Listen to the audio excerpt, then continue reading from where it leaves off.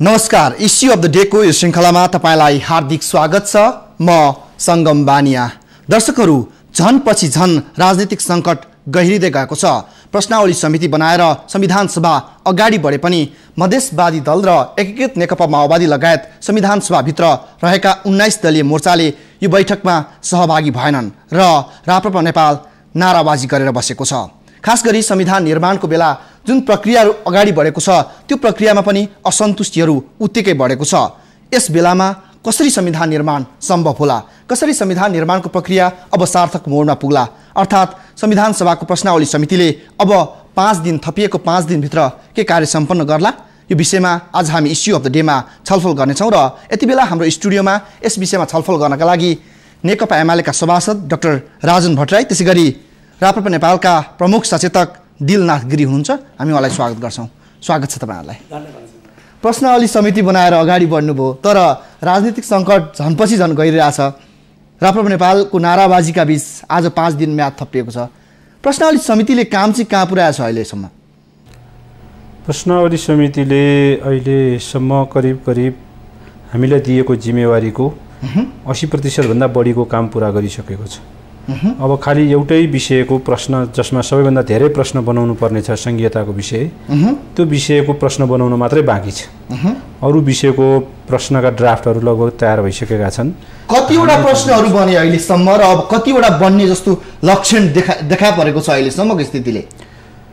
तपाईँलाई म अहिले ठ्याक्कै नम्बर चाहिँ भन्न सक्दिनँ, तर 150 भन्दा बढी प्रश्नहरू बन्छन्। तपाईँहरूको कामको हिसाबले देखिएको छ? देखिएको छ। संघीयता जुन जटिल मुद्दाहरूमा तपाईँहरू प्रवेश गरिरहनु भएको छ, शासकीय स्वरूपसम्मको सकाइसक्नु भएको छ, क्या हो कस्तो लागिरहेछ यो प्रश्नावली बनाउँदै गर्दाखेरि? राजनीतिक सङ्कट गहिरिरहेछ झनपछि झन, कस्तो लागिरहेछ सभासदको नाताले यति बेला तपाईँलाई? हामीले संविधान सभाबाट संविधान बनाउने आफैमा जटिल प्रक्रिया हो, एउटा ठुलो र अप्ठ्यारो विषय हो। त्यसमा पनि फरक विचार, फरक मान्यता, फरक पृष्ठभूमिका राजनीतिक शक्तिहरू उपस्थिति भएर उनीहरूका बिचमा रुल अफ द गेममा सहमति हुँदा एउटा कुरा भएर अगाडि बढ्छ। त्यो गेमको रुललाई नमान्दाखेरि अर्को स्थिति उत्पन्न हुन्छ। तर अब मलाई विश्वास छ अन्तिममा हामी सबै त्यो रुलको गेम खेल्न आइसकेपछि रुलबाट बाँचिएर अगाडि जान्छौँ भन्ने लागेको छ। गिरिज्यू, आज त नाराबाजी गर्नुभयो तपाईँहरूले र संविधान सभामा तपाईँहरूले नाराबाजी गर्नुको कारण चाहिँ के हो? खालि नाराबाजी गर्ने, पहिला एकीकृत माओवादीको नाराबाजी देखियो, अहिले राप्रपा नेपालको नाराबाजी देखिरहेछ। के कारण यो नाराबाजी गर्दै हुनुहुन्छ तपाईँहरू? होइन सङ्गमजी, यो अत्यन्तै महत्त्वपूर्ण विषय, अहिलेको समय सन्दर्भलाई तपाईँले ध्यान आकर्षण गराउनुभयो, धन्यवाद छ। र वास्तवमा हामीले नाराबाजी गर्ने, संविधान सभालाई अवरोध गर्ने हाम्रो इच्छा थिएन। इच्छा नहुँदै पनि हामी बाध्य र विवश भयौँ। किनभनेदेखि हामीले चाहन्थ्यौँ कि लोकतान्त्रिक विधि र प्रक्रियाबाट अब संविधान निर्माण गर्नुपर्छ भनेर संवाद समितिमा पहिलो प्रश्न उठाउने दल हामी नै हौँ। र हामीले के पनि आग्रह गऱ्यौँ भने विगतको संविधान सभाले गणतन्त्र, धर्मनिरपेक्ष र सङ्घीयताको विषयलाई लिएर निर्णय गर्न सकेन र आखिरीमा सहमतिको माध्यमद्वारा त्यो निर्णय गर्न खोज्दा संविधान सभा अवसान भयो। र अबको दोस्रो संविधान सभामा जो हामी उपस्थित भएका छौँ र नेपाली जनताले संविधान सभामा पठाएको अहिलेको संरचनालाई ध्यान दिने हो भने कसैको पनि बहुमत छैन र सबैको 31वटा दल प्लस 2 स्वतन्त्र गरेर 33 दलको उपस्थिति छ। अब जनताले के म्यान्डेट दिए त भन्दाखेरि कसैको पनि बहुमत नभएको अवस्थामा मिलेर संविधान बनाऊ है, सबैको एजेन्डालाई कसरी सम्बोधन गर्न सकिन्छ र एउटा समृद्ध नेपाल कसरी निर्माण गर्न सकिन्छ र एउटा प्रजातन्त्रलाई कसरी चाहिँ संस्थागत गर्न सकिन्छ, सबै नेपालीले यो संविधानलाई चाहिने यो मेरो हो भनेर गर्व गर्ने अवस्थाको संविधान निर्माण गर भनेर जनताले जनादेश दिएको थियो। र त्यसैलाई टेकेर हामीले के भन्यौँ भने लोकतान्त्रिक विधि र प्रक्रियाबाट संविधान निर्माण हुन्छ भने हामी फरक मान्यता र फरक धार राख्ने पार्टी भए पनि हामी संविधान बन्ने कुराको बाधक हुँदैनौँ। तर हामीलाई यो संविधान सभामा पठाउने जनता जो 7 लाख जनताले अभिमत दिएका छन् उनीहरूले दिएको अभिमतको पनि सम्मान हुनुपर्छ भनेर हामी यो विषयलाई अगाडि बढाएका थियौँ। दुर्भाग्यवश यो क्रममा केही समयपछि अब माओवादी के अरे काङ्ग्रेस र एमालेहरू त सहमत भएर विधि र प्रक्रियामा आउनुभयो, तर हामीलाई नै निषेध गरिदिनु भयो। म तपाईँलाई रोक्छु। भट्टराज्यू, प्रक्रिया मान्छौँ, प्रक्रिया अनुसार अगाडि बढ्छौँ भन्ने एउटा राप्रपा नेपाललाई त तपाईँहरूले प्रक्रियामा छिराउन सक्नु भएन। प्रक्रिया बाटो बाहिरिरहेछ। तपाईँहरूले अब यत्रो एकीकृत माओवादी मधेसवादी दलहरू बाहेक प्रक्रिया मान्छु भन्नेहरूलाई पनि साथ लिन नसक्नु त एमाले कङ्ग्रेसको कमजोरी होइन र?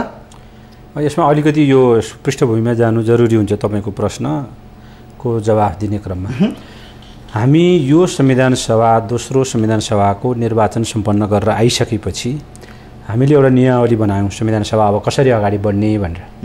त्यो नियमावली बनाउने क्रममा हामीले के भन्यौँ भने अघिल्लो संविधान सभाले 80% भन्दा बढी काम गरिसकेको, कतिले 90%, कतिले 95% भने, तर त्यो त मौखिक भनाइ थियो। त्यसलाई हामी सबैको सहमतिमा हामीले के भन्यौँ भने अघिल्लो संविधान सभाले अगाडि बढाइसकेका विषयहरू, निर्णय गरिसकेका विषयहरू, सहमति गरिसकेका विषयहरूमा स्वामित्व लिने, जुन जुन विषयमा अघिल्लो संविधान सभामा असहमतिहरू थिए त्यो असहमति के थिए र सहमति के थिए भनेर निर्क्युल गर्नका लागि हामीले एउटा निर्क्युल समिति बनाउने र त्यो निर्क्युल समितिले सहमति र असहमतिका बुँदा टुङ्ग्याइदिएपछि जुन जुन बुँदामा उसले असहमति भनेको छ ती बुँदाहरू र त्यसमाथि चाहिँ यो संविधान सभामा हामीले छलफल गरेर टुङ्ग्याउनुपर्छ भन्ने कुरामा त्यो अघिल्लोको निरन्तरताका आधारमा हामीले त्यसमा सहमति जनायौँ। अब त्यसमा अहिले मतलब चाहिँ अघिल्लो संविधान सभामा केही विषयहरू निर्णय भए। त्यो गणतन्त्रको विषय, त्यो धर्मनिरपेक्षताको विषय, त्यो संहिताको विषय हैन, त्यो निर्णय भए। अब अहिले ती विषयमाथि फेरि भोटिङ गर्नुपर्छ भन्ने उहाँहरूको भनाइ माग छ। अब त्यसमा अहिले मतलब चाहिँ त्यो हिसाबले भोटिङ गरेर जानु, अघिल्लोले गरिसकेका कुरा गर्ने हो भने धेरै कुराहरू ओपन हुन सुरु हुन्छन् यसो भनियो। तर अब यसमा अलिकति कुरा के छ भने अब त्यसो भए त उहाँहरूले बोल्नै नपाउने, उहाँहरूको भनाइ राख्ने ठाउँ नै नहुने त भन्ने प्रश्न उठ्छ। संविधान सभामा बोल्न त राख्न त पाउनु पर्यो। संविधान सभाको मत लिएर आएको, जितेर आएको, मतलब त्यो एउटा शक्ति, चौथो शक्तिको रूपमा उदय भइसकेको शक्तिको।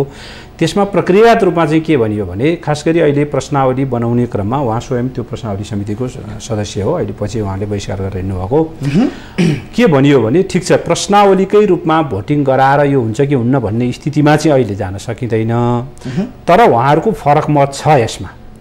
यो फरक मत चाहिँ जस्तो मतलब चाहिँ कतिपय विषयहरूमा हाम्रा यी कुराहरूमा फरक मत छन् भनेर उहाँहरूले आफ्नो मत दर्ज गर्न पाउनुपर्छ, त्यो दर्ज गर्ने वातावरण बन्नुपर्छ भन्ने कुरा उठ्यो। त्यसो हुँदा संहिताको विरोधी भनिएको दल पनि हुनुहुन्छ त्यहाँ, जस्तै अब जनमोर्चा नेपाल हैन, चित्रबहादुर केसीजी त्यहीँ हुनुहुन्छ। त्यस्तै अब कतिपय विषयमा रोहित नारायण विजुक्षको पार्टी, नेपाल मजदुर किसान पार्टी पनि छ हैन। कतिपय विषयमा एमाले कङ्ग्रेसकै बिचमा नि फरक कुराहरू छन्, कतिपय विषयमा अरू दलहरूसित नि फरक कुराहरू छन्। त्यस्तो अवस्थामा हामीले मतलब चाहिँ खास गरी अघिल्लो उसले जुन मेजर इस्युहरू थिए ती मेजर इस्युमा अघिल्लो उसले टुङ्ग्याइसकेका विषयहरूमाथि भोटिङ गर्ने भन्दा पनि अहिले असहमति जाहेर गर्नका लागि उहाँहरूलाई त्यहाँबाट छिर्ने अवस्था दिउँ। तर भोलि भोटिङमै जान उहाँहरू चाहनुहुन्छ भने पनि मस्यौदा गरिसकेपछि जब विधेयकको रूपमा संविधान बन्छ त्यति बेलासम्म उहाँहरूलाई फेरि उहाँहरूले होइन यसमा त हाम्रो भोटिङै हुनुपर्छ भनेर उहाँहरूले दाबी गर्नुभयो भने र त्यसमा उहाँहरूले दलित गर्नुभयो भने त्यतिखेर भोटिङ गराउने अवस्था पनि छ। यसरी जाँदा उपयुक्त हुन्छ भन्ने कुरा राखेर त्यसमा उहाँहरूको असहमति रह्यो। गिरिज्यू, तपाईँहरू चाहिँ संविधान सभा नियमावली बनाउँदा सहीछाप गर्ने अनि संविधान सभाले जुन अपनत्व ग्रहण गर्यो, गणतन्त्र धर्मनिरपेक्षता संहिताको भलै कुरा मिलेको छैन, यो अवस्थाका बीच नियमावली बनाइसकेपछि नियमावलीले निषेध गरेका कुराहरूलाई तपाईँहरूले फेरि उक्काएर विवाद बल्झाउने र देशलाई फेरि पछाडितिर फर्काउने कोसिस गर्नुभयो उहाँले भने जस्तो होइन। त्यो डाक्टर साहबले भनेको पनि हामीले त्यो यसलाई चाहिँ पछाडि फर्काउने नै भन्ने कुरा त डाक्टर साहबको पनि भएन, उहाँको पनि विश्लेषण। मैले सोधेँ तपाईँलाई, तपाईँले फर्काउनै खोजेको हो। अब मलाई चाहिँ अब के लागेको, हामीलाई लागेको हाम्रो दलको चाहिँ भनेदेखि यहाँनिर अलिकति यही अन्डरस्ट्यान्डिङ चाहिँ हुन सकेको छैन। हामीले के भन्यौँ भनेदेखि चाहिँ अहिले डाक्टर साहबले भनेको जस्तै हामीले चाहिँ नै संविधान अन्तरिम संविधानको मर्म र भावना अनुसार जुन पहिलो संविधानको अवसान पछिको जुन दोस्रो संविधान सभा को निर्वाचन भयो त्यो निर्वाचन हुँदाखेरि हामी के भनेर गयौँ त जनताको बिचमा भने गणतन्त्र धर्मनिरपेक्षता सङ्घीयता यो तीनटा विषय चाहिँ नि जनआन्दोलनको विषय भएन र यो तीनटै विषयले अघिल्लो संविधान सभाले निर्णय गर्न नसक्दा अवसान भयो जस्तो गणतन्त्रको विषयमा निर्णय गरेकै हो धर्मनिरपेक्षताको विषयमा निर्णय गरेकै हो तर सङ्घीयता एउटा मुद्दालाई लिएर तपाईहरु फेरि पछाडि फर्किनु पर्यो म भन्दैछु सङ्गमजी यो तीनटै विषय चाहिँ नि के अरे जनआन्दोलनको विषय थिएन हैन आन्दोलन के विषयमा भयो भन्दाखेरि राजाको निरङ्कुशताको विरुद्धमा भएको हो है त त्यही राजाले पुनर्स्थापित सम्झौता त भयो नि त वैशाख 11 गते सम्झौता भएर राजाले पुनर्स्थापित गरेको संविधान व्यवस्थापिकाले गरेको निर्णय के गर्यो भनेदेखि अबको राज संस्थाको भूमिका कस्तो हुने को त्यो सुविधा चाहिँ राज्यबाट प्राप्त गर्ने भन्ने निर्णय गरेको छ यदि गणतन्त्रकै विरुद्ध गणतन्त्र राजाकै विरुद्धमा भएको भएदेखि त राजाको विषयमा तत्त्व व्यवस्थापिकाले त्यो निर्णय गर्दैन थियो नम्बर 1 नम्बर 2 के गर्यो भने त्यही व्यवस्थापिका जुन टिकै व्यवस्थापिका मनोनीत व्यवस्थापिकाले के निर्णय गर्यो भने धर्मनिरपेक्षको पनि निर्णय गर्यो हैन र त्यसैले के अर्को पनि निर्णय गर्यो भने नेपालमा राष्ट्रघाती रूपमा रहेको नागरिक ऐन जसले चाहिँ नि अघिल्लो व्यवस्थापिकाको दुईटै सदनले निर्णय गरेर राजा कहाँ पठाउँदाखेरि राजाले यो उपयुक्त छ कि छैन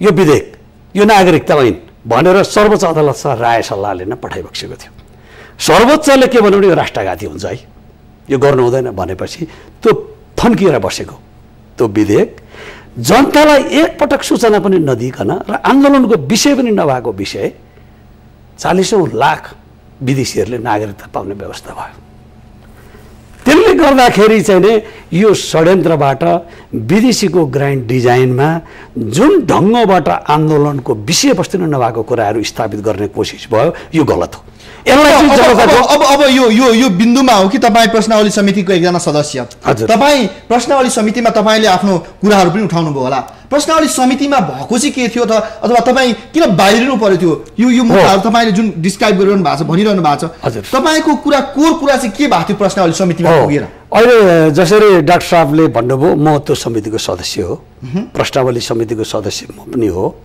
र हामीले चाहिँ नि त्यो प्रश्नावली समितिमा चाहिँ नि हामीलाई दिएको अधिकार के हो त भन्दाखेरि यो प्रश्नावली निर्माण जो समिति छ त्यो समितिलाई संविधान सभाले चाहिँ के भनेर दियो भन्दा संवाद समितिमा छलफल भएका सहमति र असहमति रहेका विषयलाई विभिन्न दलले चाहिँ नि प्रस्ताव गरेको छ त्यहाँ ती सबैलाई चाहिँ नि अध्ययन गरी त्यसलाई प्रश्नावली बनाएर चाहिँ प्रतिवेदनको रूपमा चाहिँ पठाउने भन्ने त्यो एउटा कार्यनिर्देश दिएको छ त्यो अन्तर्गत मैले के भने भनेदेखि योबाट चाहिँ जति पनि संवाद समितिबाट चाहिँ जो प्रश्न जो फरक मत राखेको छ ती सबैको प्रश्न बनाउनु पर्छ भनेर मैले त्यहाँ राखेँ अब त्यहाँनेरि चाहिँ अर्को पक्षले चाहिँ अब भनौँ न अब हाम्रो त्यहाँको समितिका चाहिँ सदस्यहरू संयोजकजीले के राख्नुभयो भन्दाखेरि होइन यो त अघिल्लो संविधान सभाले नै निर्णय गरिसकेको भएको हुँदाखेरि यसलाई प्रश्नावलीको रूपमा पठाउन नमिल्ने भनेर भन्नुभयो त्यही नै विवाद भयो होइन मैले के भने भनेदेखि ठिक छ हामी त्यही विषयलाई लिएर जनतामा जान मिल्ने भोट माग्न पनि मिल्ने त्यही जनताले चुनेर पठाएका जनप्रतिनिधिले एउटा सार्वभौम सत्ता सम्पन्न संविधान सभामा चाहिँ प्रश्न उठाउन नपाउने तपाईहरु हराइदिनुहोस् न हामीलाई हामी हार्न तयार छौँ तर प्रक्रियाबाट त कमसेकम हामीलाई जान त दिनुहोस् प्रश्न त राख्न दिनुहोस् जनतालाई हामी कमसेकम सार्वभौम एउटा सम्पन्न त्यो संविधान सभाले राप्रपा नेपालले आफ्नो भूमिका के गर्यो यसले पाएको मतको दुरुपयोग गर्यो कि सदुपयोग गर्यो कि के गर्यो भन्ने हाम्रो भूमिका देखिने गरी राख्न त दिनुहोस् भन्दाखेरि उहाँहरूले मिल्दैन भन्नुभयो मिल्दैन भने तपाईहरुसँग जान मिल्दैन किन यो प्रजातान्त्रिक प्रक्रियाबाट तपाईहरु जान चाहनु भएन हामी यहाँ तपाईहरुबाट अब सँगै जान सकेन भने हामीले बहिष्कार गर्यौं नाराबाजी गर्नुभयो तपाईहरुले हैन अब संविधान सभा बैठकमा भट्टराईजी यसरी एउटा राप्रपा नेपाल जो चौथो ठुलो शक्ति हो यसलाई त लिएर जान सकिएन अथवा यसलाई त प्रश्नावली समितिमा समेट्न सकिएको छैन अब राजनीतिक स्पेस बढिरहेछ जसरी एकीकृत माओवादी र मधेसवादी दलहरू आन्दोलनको मोर्चामा छन् यो अवस्थाका बीच तपाईहरु कति कन्जस्टेड भएर अथवा एकदम साँघुरो घेराभित्र बनेर कङ्ग्रेस र एमालेको मात्रै संविधान ल्याउन खोज्नु भयो संविधान सभाको प्रश्नावली समितिले जुन जुन काम अगाडि बढाएको छ यो मात्रै गर्न खोज्नु भयो त्यस्तो हुँदै होइन त्यो हुँदै होइन होइन एउटा कुरा के हो हामीले भने अब हामीले दुईटा बाटो एउटा उहाँले अघि भन्नुभएको जस्तो अघिल्लोको स्वामित्व लिइसकेपछि फेरि उठाउने कुरा गर्दा हामीले संविधान बनाउनका लागि जे मतलब चाहिँ निर्णयहरू हिजो थुप्रै गरिसकेका छौँ ती सबै पाण्डोरा बक्सको रूपमा ओपन हुने भए त्यसो हुँदा हामी त फेरि संविधान बनाउने कुरा जिरोबाट सुरु गर्नुपर्ने एउटा स्थिति उत्पन्न हुने भयो एउटा समस्या दोस्रो उहाँले जहाँसम्म संवाद समितिमा असहमति भएपछि राख्न पाउनुपर्ने कुरा पनि दिएन भन्ने उहाँको जुन तर्क छ त्यो तर्कमा के हो भन्दा यसमा अलिकति अब एउटा पाटो के छ भन्दाखेरि अहिलेको राष्ट्रिय राजनीतिको एउटा जटिलता तपाईँले अहिले भन्नुभएकै जस्तो यता मतलब चाहिँ माओवादी र मधेसवादी दलहरू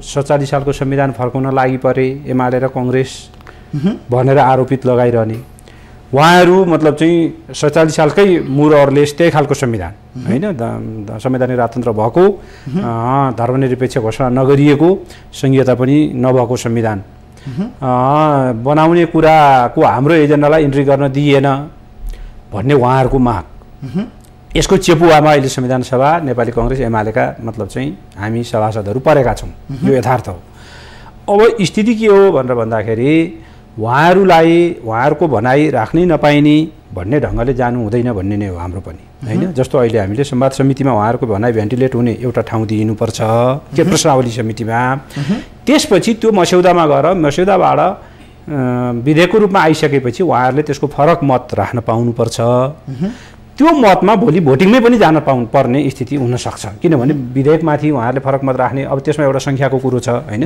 न्यूनतम 10% चाहिँ सङ्ख्या पुग्नुपर्छ प्रश्नावलीकै रूपमा के अरे उसका रूपमा लिएर जानका लागि पनि विधेयकमा मतदानमा लिएर जानका लागि पनि त्यो प्रक्रियामा उहाँहरूले पुर्याउन सक्दाखेरि उहाँहरूले हलमा भोटिङ गराउन सक्ने उहाँहरूसित त्यो सम्भावना छ अहिले डिफरेन्सिएट मैले बुझेको कहाँ हो त भन्दा अहिले त्यो प्रश्नावली समितिमा ती प्रश्नहरू राखेर जाने कि भोलि विधेयकमा फरक मत राखेर भोटिङ गराउने भन्ने कुरामा उहाँहरू अहिले राख्न चाहिरहनु भएको छ होइन हामीले जान दिइरहने भन्ने नदिइरहने भन्ने त कुरै भएन उहाँहरूसित त्यो अधिकार त पछिसम्मै अछ्याउन रहिहाल्यो त्यसमा मतलब चाहिँ रोकेर कसैले एउटा व्यक्तिले त मतलब चाहिँ भोटिङमा जाउँ भन्दाखेरि त्यो भोलि जानुपर्ने हुन्छ भने उहाँहरूको चौथो शक्तिले त्यो भनिसकेपछि जान सक्दिन भन्ने कुरा हुँदैन भोलि त्यो सम्भावना छ त्यो भयो त्यो विन्डोबाट उहाँहरू आउने स्थिति अथवा त्यो डोरबाट उहाँहरू आउने स्थिति रहन्छ अब जहाँसम्म मतलब चाहिँ अहिले प्रश्नावलीका रूपमा राख्नका लागि किन उभो त भनेर भन्दाखेरि ती विषयहरू खोल्दाखेरि जुन खालको सहमति हिजो बनाइयो त्यो बनेका सबै कुराहरू ओपन भएर जाने कुराले एउटा प्यान्डोरा बक्स बन्ने स्थिति उत्पन्न हुँदैछ जसलाई सम्हाल्न कठिन हुन्छ यसमा अन्डरस्ट्यान्डिङ भइदिनु पर्यो उहाँहरू भन्ने कुरा सबै त्यो देखेर तपाईहरुले त्यसको लागि हाम्रो हाम्रो भनाइ के हो भने यो भइसकेका विषयलाई अहिले त्यहाँ नखोलौँ भोलि एउटा प्रक्रियामा त हामी खोल्ने ठाउँ त ओपन गरेकै छौँ त्यहाँ त हामी सबै खोल्न चाहँदा नि खोल्ने ठाउँ छ भन्ने हाम्रो भनाइ हो तपाईहरु यो गरेर जान सक्नुहुन्न तपाईहरु के खोजे थापेर मात्रै सबै समस्याको समाधान हुन्छ जस्तो धर्मनिरपेक्षताको विषय निर्णय भइसकेको थियो गणतन्त्रको विषय निर्णय भइसकेको थियो यो विषयहरू त तपाईहरुले खोल्दै र छरपष्ट बनाउने फेरि संविधान नबन्ने र भाड भैलोतिर जाने अवस्था आउँदै गर्दाखेरि तपाईहरु पनि यही उहाँले भने जस्तो तरिकाले छिर्दा के फरक पर्छ हैन संगमजी एकदम महत्त्वपूर्ण कुरो छ यो अब यहाँ हाम्रो चिन्ता त के भन्देखि बुढी मरी भन्ने होइन काल भित्रियो भन्ने मात्रै चिन्ता हो हामीलाई किन भन्देखि मैले अघि निवेदन गरेँ नि आन्दोलन 62-63 को आन्दोलनको विषय वस्तु नै नभएको मुद्दा प्रवेश गरेर आन्दोलन सफल भएपछि आन्दोलनको विषय नै नभएको विषय प्रवेश गरेर अरू कसैलाई नै फाइदा भयो नेपाली जनताले त्यसको इन्जोय गर्न सकेनन् यो यथार्थ हो है त्यसले गर्दाखेरि अब बन्ने संविधानमा हामीले जो कुराहरू उठाएका छौँ हामीलाई पनि निषेध गर्ने माओवादीहरू पनि बाहिर सडकमा जाने मधेसवादी पनि सडकमा जाने अनि काङ्ग्रेस र एमाले मात्रै बसेर बनाएको संविधान त्यो प्रजातान्त्रिक अथवा लोकतान्त्रिक र त्यो चाहिँ सबै नेपाली जनतालाई ले स्वीकार गर्ने संविधान बन्न सक्छ समस्या यहाँनिर छ नि डाक्टर साहबले बहुत राम्रो कुरा भन्नुभयो हामी पनि चाहन्छौँ समस्या के हो त पूर्ण रूपमा हामी समस्यालाई शान्तिपूर्ण ढङ्गबाट प्रत्येक मर्यादित रूपमा हामी स्थापित भएर हामी त्यो समाधान खोजौँ न हामी सधैँको निमित्त एउटा जङ्गबहादुर बन्ने कोसिसबाट चाहिँ मुक्त भएर एउटा नेपालीलाई चाहिँ समृद्ध बनाउने नेपाल र नेपालीलाई चाहिँ एउटा ऐक्यबद्धता कायम गरेर विश्वमा एउटा उत्कृष्ट नमुनाको यो मुलुकलाई चाहिँ बनाउनको लागि हाम्रो ऐक्यबद्धता गरौँ न, हाम्रो चाहना र हाम्रो धारणा त्यो। मैले तपाईँलाई सोधेको कि तपाईँहरूले अहिले प्रश्नावली समितिमा उहाँले भने जस्तो गरेर पछि त्यसलाई विधेयकको रूपमा गएर विधेयकमा गएपछि मतदान गरेर पनि त अगाडि बढ्न सकिन्छ। तपाईँहरू चाहिँ खोज चाहिँ यहीँ थाप्नुपर्छ, प्रश्नावली समितिमै मात्रै प्रश्न मैले उठाउने अथवा प्रश्न बनाउनै पर्छ भन्ने के छ? मैले अझै क्लियर गर्न सकिनँ कि सङ्गमजी, मैले किनभने अघि नै भने जनआन्दोलनको विषय नभएको चिज प्रवेश हुन्छ। अब अहिले हामीले चाहिँ भनेको जम्मै कुरा भइसक्यो, हामीलाई सुन्नु न, तपाईँहरूको पनि प्रतिनिधित्व थियो, पहिलो संविधानसभामा नै प्रतिनिधित्व थियो हो। हामीले के त्यति बेला नोट अफ डिसेन्ट लेख्यौँ हामीले, त्यस बेला पनि हामीले चाहिँ विमति छ भनेर भन्यौँ, स्वीकार गऱ्यौँ होइन, हामीले अस्वीकार गरेको त होइन नि त। दोस्रो संविधान सभामा पनि आएर हामीले के भनेका छौँ, हामीले के भनेका छौँ भने लोकतान्त्रिक विधि र प्रक्रियाबाट संविधान निर्माण गर्नको लागि यदि तयार तपाईँहरू हुनुहुन्छ भने हामी त्यसको बाधक बन्दैनौँ। अहिले किन बाधक बन्नुभयो? तपाईँ संसद अवरुद्ध गर्न, संविधान सभा नै अवरुद्ध गर्न अगाडि जानुभएको छ, अगाडि जानुभएको छ। लोकतान्त्रिक विधि र प्रक्रियाबाट उहाँहरू जानु भएन नि त। लोकतान्त्रिक विधि भनेको के? जनताले दिएको अभिमतको सम्मान होइन, त्योलाई अपमान गर्ने, त्यसलाई सम्बोधन नगर्ने, अनि त्यहाँबाट चाहिँ तपाईँहरू चाहिँ आउनुहोस् भनेर भन्दाखेरि चाहिँ हामी जाँदाखेरि त्योभन्दा ठुलो निरङ्कुशता के हुन्छ? हामीलाई किन रोक्ने? चुनाव गरेर हामीले त हार्न पनि नपाउने, हामीले हाम्रो त के भने भोलि त्यहाँ संविधान सभाभित्र जित्ने हैसियत त छैन।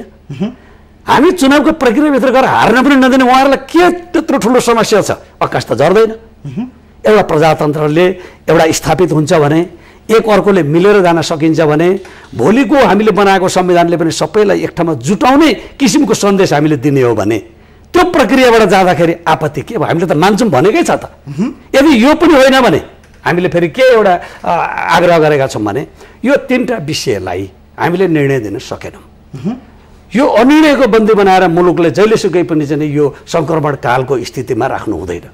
अब यसको निर्णय जसले हामीलाई संविधान राम्रो संविधान बनाउनको लागि भनेर पठाए, हामीले निर्णय दिन सकेनौँ।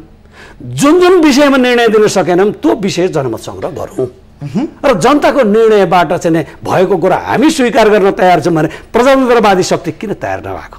यहाँ बुझ्ने कुरा यहाँ छ गहिरो।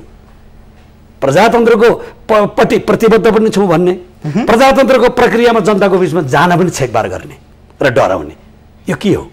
त्यो पनि प्रजातन्त्र हुन्छ? म तपाईँलाई एकछिन रोक्छु र भट्टराईज्यू, अब राप्रपा नेपालको जुन खाले गतिविधिहरू भित्र देखिया छन्, राप्रपा नेपाल बाहेकको जुन शक्ति पनि बाहिर जसरी देखिया छ, एकीकृत माओवादी संविधान सभामा बिहिबारको बैठकमा सहभागी भएन र मधेसवादी दलहरू सहभागी भएनन्। अब माघ 8 गुज्रिसकेका छ, हामी प्रश्नावली समितिबाट अगाडि बढिरहेछौँ। यो अवस्थाका बीच अब तपाईँले देख्नु भएको संविधान निर्माणको प्रक्रिया, अब यो जुन विवादका विषय बीच अगाडि बढिरहेछ, प्रश्नावली समितिले काम गरिरहेछ, अब 5 दिनमा सायद काम सकाउला पनि र अगाडि बढ्ला। के लाग्छ अब खास गरी यतातिर राप्रपा नेपाललाई पनि छोडिदिने, यतातिर एकीकृत माओवादीलाई पनि छोडिदिने, अनि माघ 8 गुज्रिसकेको अवस्थामा मधेसवादी दलहरूलाई छोडिदिने र संविधान निर्माणको प्रक्रिया झन् भाड भैलो, झन्झन बढी जटिलतातिर उन्मुख भएको हो? अब चाहिँ म तपाईँलाई पहिला एउटा चाहिँ अहिले उहाँ हाम्रो प्रमुख सचिवज्यूले, राप्रपाको प्रमुख सचिवज्यूले भनेको कुरामा एउटा ध्यान आकर्षण भयो मेरो। त्यो के हो भने 62-63 आन्दोलनको एजेन्डै नभएका विषयहरू इन्ट्री गराइए भन्ने जहाँसम्म उहाँले भन्नुभयो। त्यति बेला नारा के लागेको थियो एउटा कुरा हो, पक्कै पनि लागेको पनि थियो आन्दोलनको। दोस्रो चाहिँ के हो भने त्यस पछाडि त हामी 2टा चुनावमा गइसक्यौँ नि, 2टा निर्वाचनमा आफ्ना घोषणापत्र बोकेर हामीले आफ्ना एजेन्डा बोकेर गयौँ र अब नेपालको नयाँ संविधान त्यो चाहिँ गणतन्त्रात्मक हुनेछ, त्यो संघीयता सहितको हुनेछ, त्यो धर्मनिरपेक्ष हुनेछ भनेर मेजर पार्टीहरूले त्यो सहेर भोट मागे।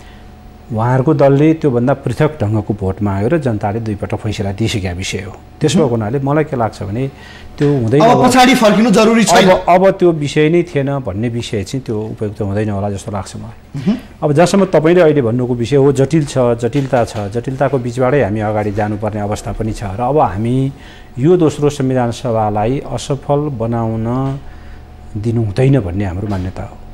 जनतालाई पहिलो संविधान सभा जुन असफलता भयो त्यसले मुलुकमा एक किसिमको जुन अन्योलता, जुन अनिश्चितता र अब के हुने हो भन्ने भयावह जस्तो स्थिति बनाएर प्रधान न्यायाधीशलाई प्रधानमन्त्रीको जिम्मेवारी सुम्पिएर निर्वाचन गराएर यहाँ आइपुगेको यो संविधान सभा फेरि असफल बनाउनु भनेको हामी संविधान बनाउन मात्रै नसक्ने होइन, हामीले राष्ट्रिय रूपमा अब यो चाहिँ मुलुक गभर्न गर्न लायकको भएन है भन्ने सन्देश दिने कुरा पनि हो।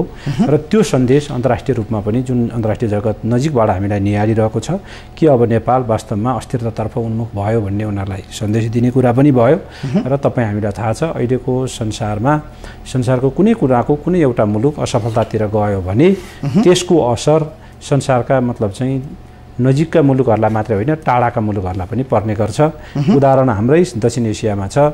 जति बेला तपाईँको अफगानिस्तान चाहिँ असफल राष्ट्रतर्फ हुनुभयो 1990 पछाडि, त्यहाँ तालिबानहरूको उदय भयो, त्यहाँ अलकायदा जन्मियो, ती अलकायदाहरूले आफ्नो भूमिका बढाए र त्यसको असर अमेरिकाको ट्विन टावर न्युयोर्कमा ढल्ने स्थिति बन्यो, त्यसको असर पेन्टागनमाथिको आक्रमण भयो, त्यसको असर अन्य थुप्रै ठाउँहरूमा पर्दै गएको छ, अहिले पनि त्यसको असर परिरहेको छ। त्यस हुनाले अन्तर्राष्ट्रिय जगत त्यो कुराबाट अहिले अरू कुरामा उनीहरूका बिचमा विमति भए पनि आफ्ना छिमेकमा वा छिमेकभन्दा टाढाकै मुलुकमा पनि अस्थिरता बढिरह्यो भने त्यो अस्थिरता नियन्त्रण गर्न हामीले पहल गर्नुपर्छ भनेर उनीहरू विभिन्न माध्यमबाट त्यो खालका गतिविधिहरू भइरहेको एउटा अवस्था हो। यस्तो अवस्थामा हामीले के ख्याल गर्नुपर्छ भने वास्तवमा यो संविधान सभा पनि ठिक छ, हाम्रा बिचमा असहमत छन्, हामी लोकतान्त्रिक विधि र प्रक्रियामा छौँ। लोकतान्त्रिक विधि र प्रक्रियामा असहमतलाई यही सबै चिज त होइन, यही प्रक्रियामा जाने क्रममा पनि मैले अहिले भने हामीसित पटक पटक त्यो चाहिँ हाम्रा भनाइहरू राख्न सक्ने ठाउँ र भोटिङमा जाने भोटिङ नै गराउनु पनि हामीसित त्यो सम्भावना छन्। त्यो भएन छ भने पनि त्यो लोकतन्त्रको एउटा मतलब चाहिँ अन्तिम विकल्प त के हो भन्दा अहिले मैले सकिनँ, अर्को 5 वर्ष तिमीहरू सबभन्दा खराब भयो, हामीलाई भोट दिनुहोस् भनेर फेरि जित्ने ठाउँ त जनताको बिचमा गइहालिन्छ। 3 वर्षमै जाइएला, 2 वर्षमै जाइएला, 4 वर्षमा जाइएला, सहमतिमै जाने हो फेरि निर्वाचनमा। त्यो निर्वाचनका माध्यमबाट आफ्ना कुराहरू एजेन्डा लिएर जान सकिन्छ। संविधान बनाउने भनेको कुनै पनि मुलुकको तत्कालीन राजनीतिक शक्ति सन्तुलनकै रिफ्लेक्सन हुने हो। त्यति बेला जुन शक्ति अलि बलियो हुन्छ उसका कुरा अलि बढी छिर्छन्, जुन शक्ति कमजोर हुन्छ उसका कुरा कम छिर्छन् संविधानभित्र। त्यसो हुँदा अहिले हामीलाई मतलब चाहिँ ठिक लागेका कुराहरू भोलि बेठिक पनि ठहरिन सक्छन्। यस अर्थमा संविधान आफैमा गतिशील दस्तावेज पनि हो। त्यस्तो एउटा गतिशील दस्तावेज र त्यो खालको मतलब चाहिँ प्रक्रियाबाट हामी जाँदाखेरि नै हामीले अब मतलब चाहिँ भोलिका अरू उठ्ने समस्याहरूको पनि निदान दिन सक्छौँ र अहिलेको समस्याको समाधान पनि हामी दिएर जान सक्छौँ। र अहिले हामी आफै नै सहमति गरेर बनाएको रुलभित्र नियमभित्र बाँधिएर हामी जान चाहने हो भने सक्दा सबैको सहमतिमा, नसक्दा अधिकतम सहमतिमा, त्यो पनि नसक्दा कम्तीमा 2/3को बाडा, योभन्दा अर्को हामीसित विकल्पै छैन। त्यो 2/3 पुर्याउनका लागि पनि सहमति खोज्नुपर्ने स्थिति हो नि। एउटा पार्टीको त छैन 2/3, दुईटा पार्टी मिल्दा नि 2/3 छैन। कङ्ग्रेस र एमाले मात्रै मिलेर बनाउँछु भने पनि त्यो सम्भव छैन अहिले। त्यसका लागि अरू केही दल उसलाई आवश्यक छ, तर सबैको बिचमा मिल्ने स्थिति पनि छैन। त यस्तो अवस्थामा यी विषयहरू भनेका चाहिँ हाम्रा दीर्घकालिक रूपमा उठाइरहने ठाउँ लोकतान्त्रिक विधि नै त्यही हो। लोकतन्त्रको ब्युटी नै के हो भने कि तपाईँलाई असहमत लागेका विषयमा तपाईँ एउटा रुलबाट दिएको हुनुहुन्छ, अहिले त्यतिखेर तपाईँ त्यो रुलभित्र त्यसलाई असहमत जनाउने ठाउँ हुन्छ। त्यो कुरा तपाईँलाई चित्त बुझेन भने भोलि जनताको बिचमा उहाँहरूले अहिले जनमत सङ्ग्रह भनिरहनु भएको छ। मेरो विचारमा भोलि हामीले अस्ति मतलब चाहिँ 1 वर्ष अगाडि एक खालको जनमत सङ्ग्रह गरेर जनताको भ्यू बुझ्यौँ। अब फेरि जाने कुरा 2 वर्षपछि यो संविधान ल्याएर 2 वर्षपछि चुनाव गरौँ भने त्यो पनि त अर्को किसिमको जनमतमा जान सकिहाल्यो नि। उहाँहरूको एजेन्डा त जिउका त्यो उहाँहरूले लिएर जाने ठाउँ त त्यहाँ पछिसम्म रहिरहन्छ। जनतालाई कि वास्तवमा गणतन्त्र बेठिक भयो, मुलुकको लागि धर्मनिरपेक्षता बेठिक भयो, होइन संहिता नै बेठिक भयो भनेर 2/3 बहुमत लिएर आएर त्यसलाई परिवर्तन गर्ने ठाउँ पनि हामीसित चाहिँ रहिरहेको छ। त्यसो हुनाले हामीले अहिले मुलुकलाई केन्द्रभागमा राखेर र अहिलेको शक्ति सन्तुलनका आधारमा बन्ने कुरालाई स्वीकार गरेर गइयो भने मात्रै यो मुलुकको माया गरेको ठहर छ, यो मुलुकको इज्जत र प्रतिष्ठा र वास्तवमा दुनियाँका अगाडि हामीले शिर ठाडो पारेर बोल्ने स्थिति र उभिने स्थिति रहन्छ। गिरिजी अलिकति त्योभन्दा फरक छौँ है। हामी माघ 8 गुजारिसकेका छौँ, पहिलो 1 वर्ष गुज्रिसकेको छ संविधान सभाको कार्यकाल र अब 2 वर्ष कार्यकालको अगाडितिर आउँदै गर्दा पनि अझै संविधान स्पष्ट बन्ने क्लियरिटी काहीँ पनि देखिया छैन, नयाँ कार्यतालिका पनि आउन सकेका छैन। एउटा प्रश्नावली समितिले प्रश्न बनाउँदैछ, यता एकीकृत माओवादी आन्दोलनमा छ, मधेसवादी दलहरू आन्दोलनमा छ, तपाईँहरू संविधान सभाभित्र आन्दोलन गरिरहनु भएको छ। यो अवस्थाका बिच संविधान बनाउनका लागि सबै जिम्मेवार हुनुपर्ने होइन र अब नयाँ कार्यतालिका बनाउने अथवा नयाँ तरिकाले अगाडि बढ्ने कुनै पनि उत्साह त सभासदहरूमा पनि देखिया छैन, संविधान सभामा पनि देखिया छैन। नागरिकहरूलाई सधैँ यो निराशामा राखि नै रहने हो तपाईँहरूले? बिल्कुलै सही भन्नुभयो कि हाम्रो भनाइ पनि त्यही नै हो कि यो अहिलेको यो समस्यालाई हामीले नजदिकमा जनतालाई केन्द्रबिन्दुमा राखेर जनताको भावनालाई बुझेर राजनीतिक दल र दलका नेता हरूले निर्णय गर्न नसकेको अवस्थामा अघि डाक्टर साहबले भनेको जस्तै हामी सबै असफल हुँदैछौँ। एउटा दल मात्रै होइन, सबै दल र एउटा राष्ट्रै असफल हुने अवस्थामा पुगेको छ। यसको सबैभन्दा ठुलो समस्या के रहेछ त यो संविधान सभाले संविधान दिन नसक्ने भनेर यसलाई विश्लेषण गर्ने हो भने हामी कहाँ राजनेताको अत्यन्तै ठुलो खडेरी रहेछ। समस्या छैन, समस्यालाई समस्या बनाइदिएको छ है। अहिले हामीले उठाएको तपाईहरु नाराबाजी गर्दिनुहुन्छ के हुन्छ त? हामीलाई त्यहीबाट देखिन्छ। हामीलाई त त्यो नाराबाजी गर्न विवश बनाइयो, हाम्रो कहाँ इच्छा थियो र? हामी त चाहँदैन थियौँ। हामीले त के भनेका छौँ भने हाम्रो जग जाहेर छ, वास्तवमा हामीले प्राप्त गरेको मतको आधारमा हामीले भनेको जस्तो संविधान त बन्दैन भने भोलि गएर अहिले डाक्टर साहबले भनेको जस्तै ब्याकडोरबाट आएर पनि त्यो मतदान गरेर हाम्रो एक्जिस्टेन्स चाहिँ कायम गर्न सक्ने प्रशस्त ठाउँहरू छ भनेर जसरी भन्नुभयो, त्यही कुरो फ्रन्ट डोरबाट आउँदाखेरि आपत्ति के भयो?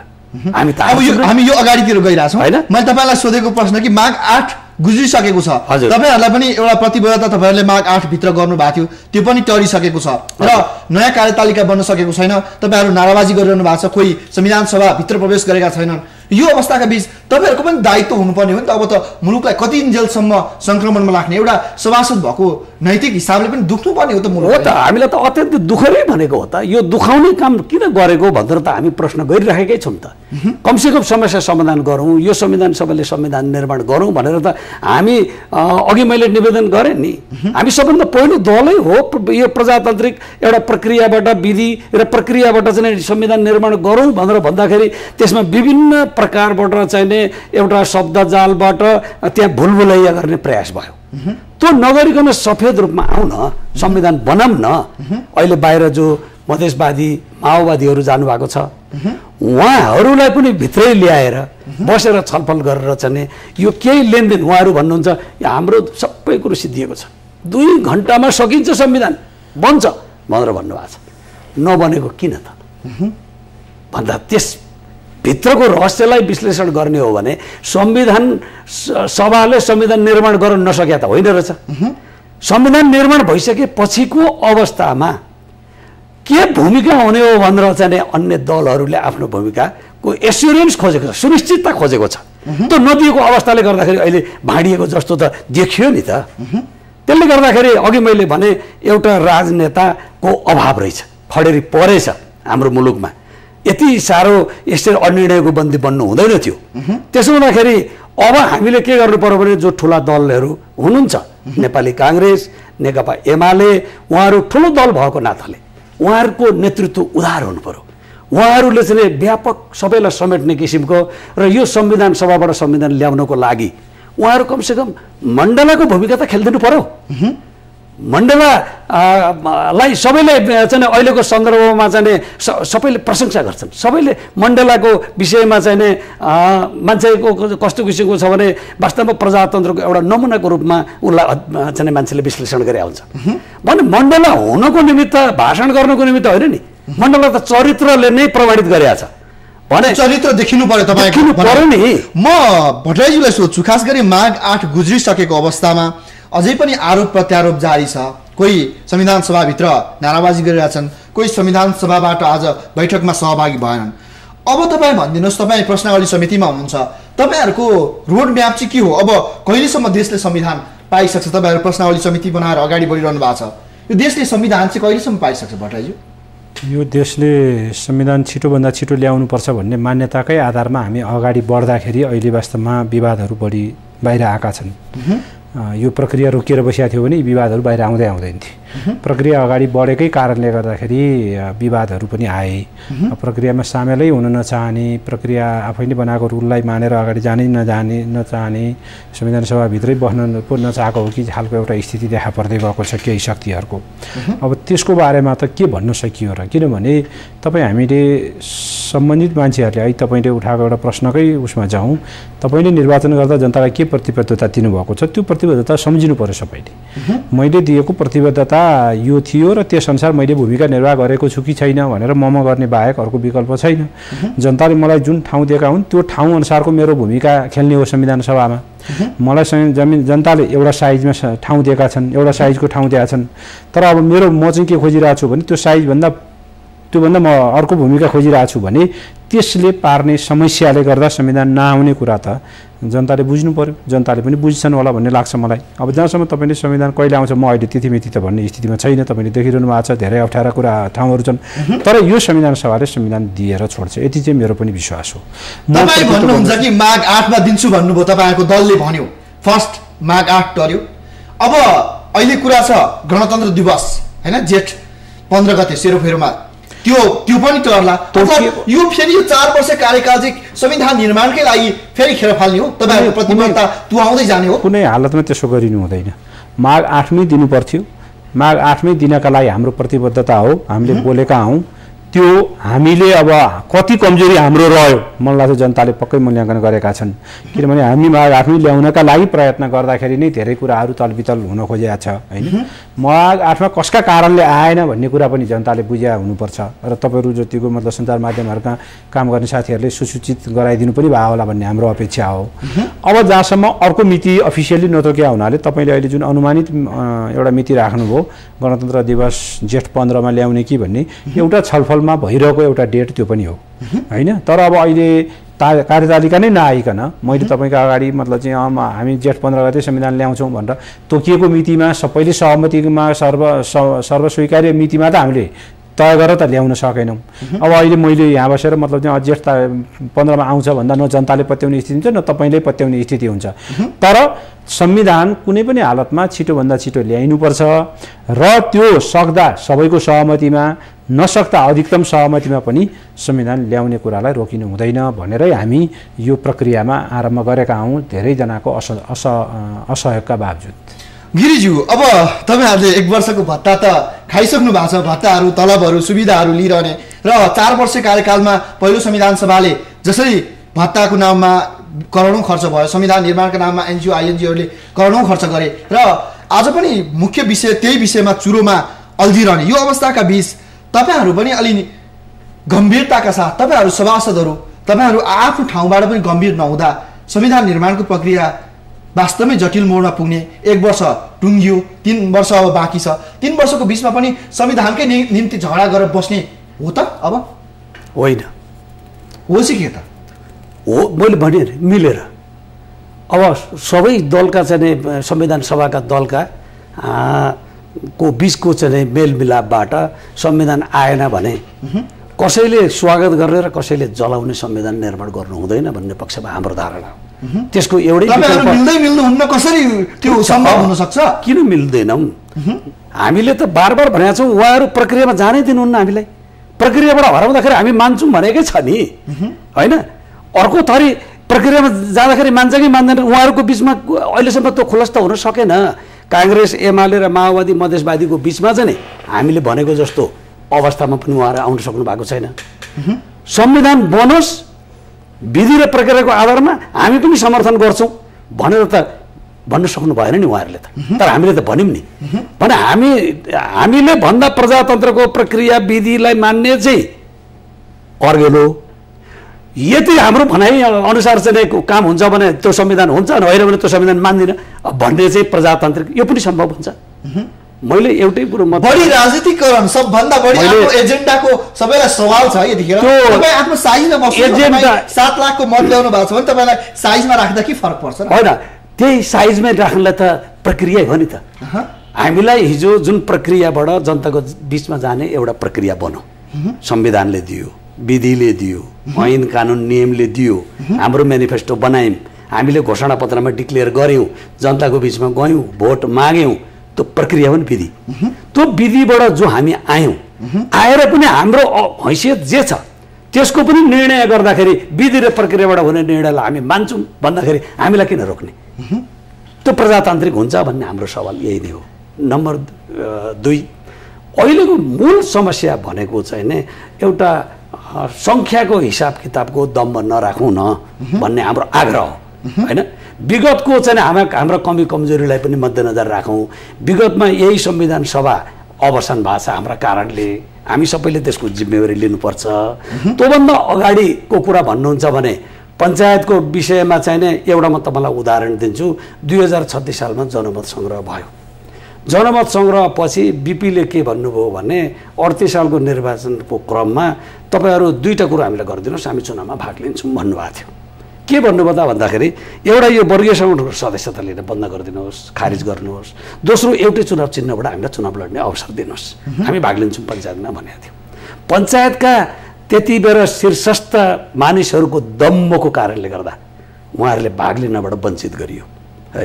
आखिर त्यो सिस्टम गयो। दम्म राख्नु हुँदैन, किनभने प्रजातन्त्रको कुराहरूमा अहिले जुन दम्म राख्नु भएको छ त्यो नराखौँ न, यो सिस्टमलाई खतरा हुन्छ भनेर हामीले आग्रह गरेका छौँ है। हामी अब डाक्टर साहेब जस्तो एउटा विद्वान जसले विश्लेषण गर्नुभयो, अघि भन्नुभयो, म असाध्यै प्रशंसा गर्छु उहाँलाई कि जनताको बिचमा जे प्रतिबद्ध गरिएको छ त्यसको भूमिका खेल्न त संविधानसभा पाउनुपर्छ नि भनेर भन्नुभयो। हामीले त्यही खोजेको त हो नि, हामी त्यही खोजेको। अब हामी कार्यक्रमको अन्तिमतर्फ आइरहेका छौँ। भट्टराईज्यू, कसरी अब माओवादी मधेसवादी दलहरू, अब उहाँहरूको त कुरै भएन, उहाँहरू प्रक्रियाभित्रै हुनुहुन्छ, त्यहाँ नाराबाजी गरिरहनु भएको छ।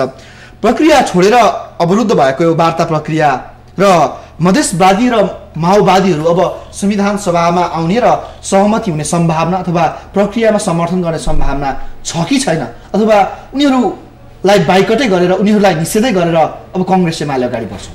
निषेध भन्ने प्रश्नै छैन, किनभने सबैको आफ्नो मतलब चाहिँ भूमिका र योग्य आफ्नो साइज अनुसारको भूमिका संविधान सभाभित्र रहिहाल्छ। त्यो कसैले कसैलाई निषेध गर्छु भनेर सम्भावनै छैन। 2/3 भएर एउटा दल आएको थियो भने त अर्कोलाई सम्मान गरेर जानु पर्थ्यो, त्यसभन्दा पछाडिको 1/3 रहेकोलाई। अहिले यहाँ 1/3सम्म बल्ल बल्ल टेकेको नेपाली कङ्ग्रेस, 1/3 पनि नभएको, 1/3 भन्दा कम भएको नेकपा एमाले, त्यसपछिका बाँकी दलहरू त मतलब चाहिँ अरू आफ्नो साइजमा छन्। त्यस्तो अवस्थामा सहमति नै खोज्ने हो। सहमति खोज्दा सबैको बिचमा सहमति खोज्ने प्रक्रियाबाटै जानुपर्छ, त्यो प्रयत्नमा लाग्नुपर्छ। अहिले पनि वार्ता मतलब चाहिँ का लागि पहल गरिनुपर्छ र अब अनौपचारिक औपचारिक रूपमा राजनीतिक दलहरूले प्रधानमन्त्री स्वयंले वार्ताका लागि पहल गरिरहेका कुराहरू बाहिर आइरहेका छन्। यो प्रयत्नलाई निरन्तरता दिनुपर्छ। सबै दलहरूले मेरो सबै चिज भनेर भन्ने कुरा राख्नु हुँदैन। दम्बको जहाँसम्म कुरा आयो, मलाई लाग्छ दम्ब राख्ने ठाउँमा दलहरू नै छैनन् भन्ने लाग्छ मलाई। किन भन्दा कङ्ग्रेस र एमालेका सबै एजेन्डा नि त एमालेका मात्रै एजेन्डा पनि पारित भएको छैन, कङ्ग्रेसका मात्रै एजेन्डा नि भएको छैन, राप्रपाका मात्रै एजेन्डा नि भएको छैन। अहिले जति दल मतलब चाहिँ एक ठाउँमा उभिएका छन् उनीहरूले एउटाले अर्काको बिचमा त दम्ब राख्ने स्थिति छैन भने यिनीहरू सबैले मिलेर अर्कासित दम्ब राख्ने भन्ने झन् प्रश्नै उठ्दैन। त्यसो भएको हुनाले यो त्यो खालको होइन। तर अब सहमतिको कोसिस एजेन्डामा हुने हो, भावनाले मात्रै त हुँदैन। इमोसनल कुरा गरेर मात्र सबै मिलिदिउँ न, त्यो त धेरै राम्रो कुरा हुन्छ। तर मिल्न त फेरि विषयवस्तुमै पुग्नु पऱ्यो नि। विषयवस्तुमा चाहिँ कहाँनिर चाहिँ हामी मिल्छौँ, कहाँनिर चाहिँ हामी मिल्दैनौँ भनेर खोतल्न त पऱ्यो। त्यो तपाईँ विषयवस्तुमा पुग्दाखेरि मिल्ने ठाउँ चाहिँ के हुन् र के निस्किन्छन्, अनि जहाँ मिल्ने ठाउँ भेटिँदैन भने हामी मिल्न सकेनौँ है भनेर हार्दिकतापूर्वक मतलब चाहिँ त्यसलाई स्वस्थ हिसाबले एक्सेप्ट गर्न सक्नु पर्यो। र त्यो एक्सेप्टेन्समा जुन गेमका लागि हामीले रुल बनाएका छौँ त्यो रुलभित्र चल्न तयार हुनु पर्यो। मलाई लाग्छ यो दुईटा भन्दा अर्को बाटो नै छैन हामीसित। जस्तो सहमति भनेर त शीर्ष नेताहरू बीच पटक पटक वार्ताहरू भए हेर्ने हो नि, घन्टै हिसाब गर्ने हो नि, घन्टा भइसक्यो। हामीले नेपालमा संविधान बनाउनका लागि लगभग 7 वर्षको समय भइसक्यो। अब बिचका 1-1.5 वर्षलाई तपाईँले उ गरिदिनु भयो भने त्यसपछि संविधान यो वास्तवमा संसारको सबभन्दा लामो समय हो। सफल संविधान बने, संविधान सभाबाट सफल संविधान बनेका मुलुकहरूका लागि सबभन्दा लामो हो। पाकिस्तान या अरू केही असफल मुलुकहरूको तुलना गर्ने हो भने त नहुन सक्छ। दोस्रो, हामीले जति पैसा खर्च गरेका छौँ अहिले मतलब चाहिँ आर्थिक, तपाईँले अहिले भत्तासत्ताको कुरा पनि उठाउनु भयो, यो संसारको सबभन्दा महँगो संविधान बन्दैछ। अहिलेसम्म हामीले गरेको खर्चको हिसाब किताब निकाल्दाखेरि संसारकै सबभन्दा महँगो संविधान बन्दैछ।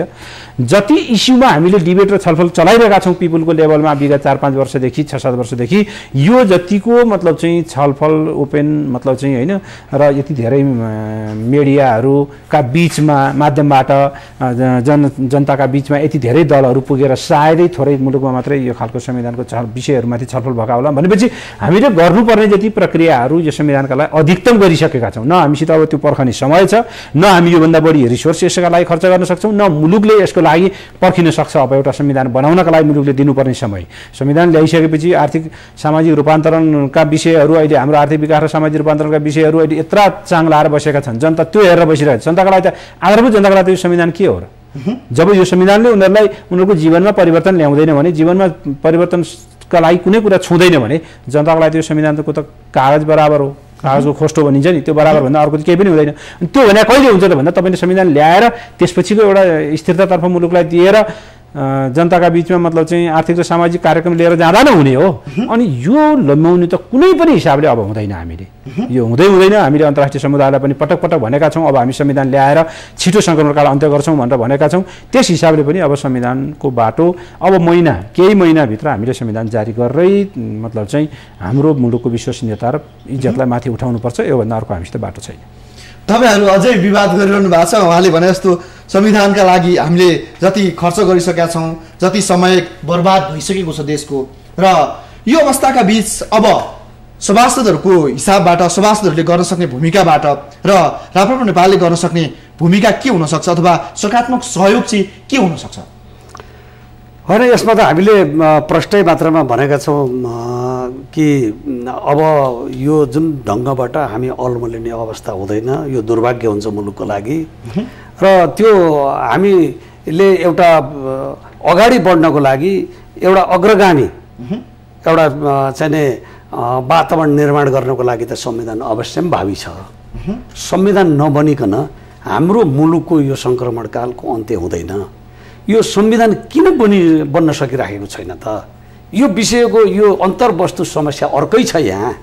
जस्तो डाक्टर साहबले भन्नुभयो, यहाँ विदेशीहरूले पनि चाहिँ संविधान बनोस् भन्ने चाहना राखेका छन्। विदेशीहरूको फरक फरक चाहना छ यहाँ। त्यही नै समस्या हो। कोही धर्म चाहिँ परिवर्तन गर्न पाउने सुनिश्चितता हुनु पर्यो भन्ने विदेशी छन्। कोही यो देश टुक्र्याउनु पर्छ भन्नेहरूलाई चाहिँ गोप्य मन्त्रणा गरेर चाहिँ उक्साउने विदेशीहरू छन्। कोही यो संविधान चाहिँ विदेशीहरूको अभिष्ट पुरा गर्नको लागि प्रयोग गर्ने दस्तावेजको लागि चाहिँ क्रियाशील भएको अवस्था छ। यो सबै कारणले एउटा राष्ट्रवादी धार विचार प्रति प्रतिबद्ध नरहेर जनताप्रतिको चाहिँ प्रति इमानदार हुन नसकेको कारणले गर्दा आज दुर्भाग्य मुलुकले बेहोर्नु परेको छ। त्यसमा सचिने कि नसचिने हामी, यो वास्तविकता यो समस्या हो। हामी सचिने कि नसचिने। अब त हाम्रो जनताहरू हामीभन्दा कमजोर छ, उनीहरूले केही पनि थाहा पाएको छैन। हामीले जे मनपरी तन्त्र गर्दाखेरि पनि जनताले सही राख्छ भन्ने अवस्था छैन। अब हाम्रो हरेक गतिविधिहरू जनताले बुझेको छ। हाम्रा चाहिँ को कहाँबाट पऱ्यो, मैले भन्ने गरेको छु, हामी सबै सिसाको घरमा छौँ। प्रत्येक सिसाको घरमा बस्ने मान्छेले अर्को सिसाको घरमा बस्ने मान्छेले मेरो गतिविधि थाहा छैन भन्ने हेक्का राख्नु हुँदैन। प्रत्येकको प्रत्येक गतिविधि थाहा पाएको छ। त्यसले गर्दाखेरि अब हामी हाम्रा कमी कमजोरीलाई नसच्याउने, हामी नेपाली जनताप्रति इमानदार नहुने, हामी जनताप्रतिको यो राष्ट्रलाई समृद्ध बनाउनुको निमित्त हामीले चासो नराख्ने र विदेशीहरूको हदभन्दा बेसी यो जुन हामी कहाँ चाहिँ चलखेल भयो, यो दुर्भाग्य हो। यो नै यो संविधान बन्छ, यो रोकियो भने संविधान बन्छ। तपाईँको विचारमा रोकियो भने संविधान बन्छ। सबैलाई अहिले कुनै न कुनै करणहरूबाट प्रभावित भएका मान्छे, त्यो भूखण्ड हान्ने नेताहरू नजन्मिउन् अथवा त्यो नदेखियोस्। आइदिनु भयो समय र विचारका लागि धन्यवाद छ यहाँलाई पनि। दर्शकहरू, संविधान निर्माणको प्रक्रिया झन्झन पछि झन्झन जटिल मोडतर्फ अग्रसर भएको छ। खास गरी एकीकृत नेकपा माओवादी र मधेसवादी दलहरू संविधान सभामा प्रवेश गर्न सकिरहेका छैनन् र उनीहरू प्रक्रियालाई मान्न तयार भइरहेका छैनन्। यो अवस्थाका बीच सार्थक पहलको र संवादको जरुरी छ। खास गरी राप्रपा नेपालले संविधान सभाभित्रै आफ्ना एजेन्डाहरू पारित नभएको र प्रश्नावली समितिमा आफ्ना विषयहरू समेटिन नसकेको भन्दै नाराबाजी गरिरहेको छ र यस बीचमा पनि संविधान सभा गतिशील हुने कोसिस गरिरहेको छ। यद्यपि अन्य विवादहरू बाँकी नै छन् र विवादहरू र जटिलताहरू बढिरहेको छ। यो अवस्थाका बीच सार्थक वार्ता मार्फत अथवा सार्थक संवाद मार्फत नै देशलाई निकास दिने प्रयत्न होस्। यही आशा र अपेक्षाका साथ आजका लागि इस्यु अफ द डेको श्रृङ्खला यति नै। आजलाई हामीलाई बिदा दिनुहोस्। नमस्ते।